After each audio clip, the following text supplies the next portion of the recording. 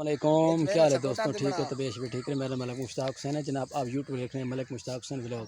आज तो व्लॉग ਦੇ ਵਿੱਚ ਜਨਾਬ मैं ਇੱਥੇ ਪਹੁੰਚਿਆ क्योंकि दोस्त पंक्तियां कमाली ਦੇ ਵਿੱਚ ਜ਼ਿਲ੍ਹਾ ਟੋਬਾ 'ਚ ਚੱਕ ਨੰਬਰ 184 ਦੇ ਵਿੱਚ ਇੱਥੇ ਜਨਾਬ ਆਇਆ क्योंकि ਇਹਨਾਂ ਦੀ ਫਸਲਾਂ ਵੇਖੀਆਂ ਜਨਾਬ, ਵਿਜ਼ਿਟ ਕੀਤਾ ਹੈ ਇਹਨਾਂ ਦੀ ਜਨਾਬ ਦੇ ਇਹਨਾਂ ਦੇ ਮਾਹੌਲ ਦੇ ਬਾਰੇ ਜਨਾਬ ਵੀਡੀਓ ਮੈਂ ਅੱਜ ਬਣਾਈ ਹੈ ਜਨਾਬ। ਇੱਕ ਵੀਡੀਓ ਬਣਾਉਣ ਦੇ ਦਿਲ ਕੀਤਾ, मैं आखे चलो भाई और वीडियो शूडियो विखा लवां क्योंकि जनाब आज मैं इत्थे पहुंचा पित्ते दे विच।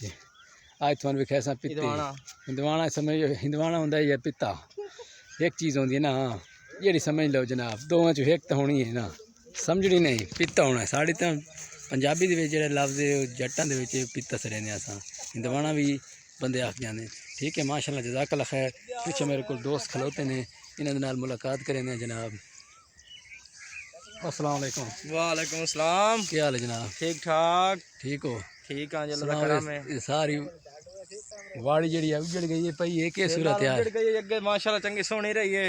अच्छा जनाब। हाँ जी, हुण तां उजड़ गए, हुण तां माल मूल छुट्टा वदा है। पित्ते वगैरह देखण चाह के रखाओ क्योंकि इन्हां दे खावन दे है कोई बेकार हो गए जी, खराब होए पन। हुण बिल्कुल बारिश आई पढ़ ले यार, कोई नहीं हट्टा कट्टा जमाने माशाल्लाह जोर ले थी पटे थी क्योंकि ओ यार ये तो नहीं पटे गया नहीं पटिया गया। अच्छा देखो तां खराब होए पन, ये खराब हो चुके क्योंकि गल सड़ चुके सड़ी हुई गली हुई जनाब। दूजी ये बिल्कुल सड़ के खावन का नहीं बाजार है जनाब। ये बाजार दे विकण के काबिल कोई नहीं क्योंकि ये खराब हो चुका पिता। हाँ जी, तो ये वली ना जी मौजूद सावियां पई जनाब। तो अगर एक हिंदवाना पिया है नजर तां दा पे काला हिंदवाना देखन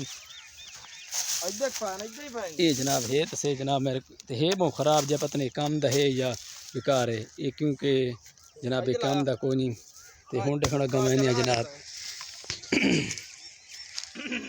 कालक शालक चंगी लगी पे तुम्हारे को? चंगी अजे तो जेड़ा माल पिया ना। अच्छा ये वाला विकना जेड़ा उता करके विखा ना पठोन लाई बैठ नहीं उता पटी जाए तो मजा आ जावना। अच्छा जनाब पे पटी वने तो यार नहीं जाया नहीं करना किसी दा।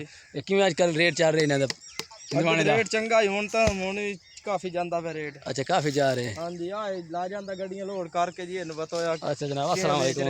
वालेकुम अस्सलाम। ये हाल है जनाब? खैर खैरियत है, तबीयत से तो ठीक रहनी भाईजान। और सुनाओ? और ठीक है, तुम अपने आप सुनाओ? ठीक ठाक अल्लाह दा करम जनाब। ठीक है जी। सुनाओ कि केड़ी जनाब काम कर रहे हो? बस आजकल वेले फिर रहे हैं। अच्छा जनाब। बस हिंदवाने का काम करते पे हिंदवाना लाया मैं गड्डियां ते ठेके ते गड्डी क्लियर करने गड्डी वहीं के मंडी ला के 30-40 हज़ार की गड्डी लांदी है। ठीक हो गया। तो हुण आके रेट कम हो गए, पहले तो 5-6 लाख की गड्डी लांदी रही है, हुण आके यकदम डाउन हो गए 30 रुपये किलो पाउंदा पे सानू। ठीक हो गया जनाब। सारा काम साडा सारा हुण घाटे जा रहे है। हिंदवाना खराब हो गए, बारिशों के आवन की वजह तो हिंदवाना बहुत खराब हो गए। बारिश नाल क्यों खराब हुए? बारिश आए तो कि दागा दुगे आए तो पानी शानी पाए गए। ठीक हो गया। हाँ ये जनाब इस वजह तो खराब हो गए। पीछे होर कैसी चीज़ लाई हुई है? और पीछे सारा लगी हुई है। ये पीछे जनाब तुहानू कैमरे दे नजर आंदी बिल्कुल पैदल 40 किला इन्हां दा इत्थे आई हिंदवाने दा। 40 किले दे विच जनाब इन्हां दा सारा हिंदवाना आई।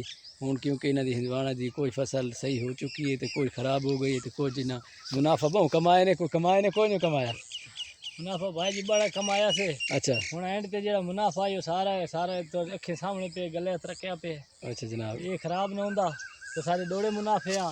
कपाह दे बारे दे सुना रहे हो भाई? हुण भाई जी कपाह है जेड़ा मुनाफा होया कपाह दा ये हिंदवाना तो क्लियर हो गए। पिछू तुहानू कपाह बैक साइड ते भाई कपाह खड़ोती है ये हिंदवाना है, पीछे कमांद आए उस तो पीछे भिंडी आई भिंडी तो बाद ही होर क्या चीज़ लाई हुई नहीं?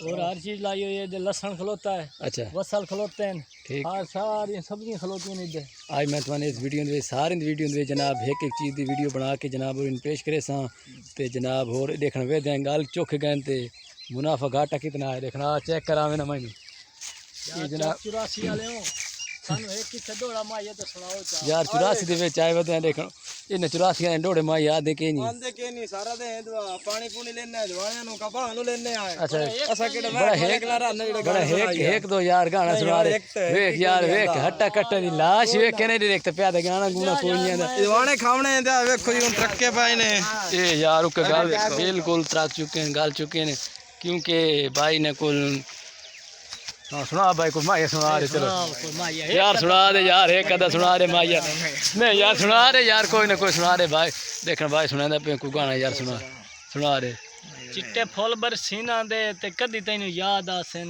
ठड्डे सा मस्कीना दे हयाती होनी बस बवावारी दे खून ते साजा कोई दिल आधे चला ठीक हो गया जनाब और सुना रहे हो बस कर मैं तो ना यार जनाब ठीक हो चौरासी वाले तो सुनाते कोई नहीं पाए चौरासी वाले सन तकलीफ करनी पाएगी ये असा जनाब आए वदे थाल तू क्योंकि सान तकलीफ करनी पाएगी ठीक हो गया जनाब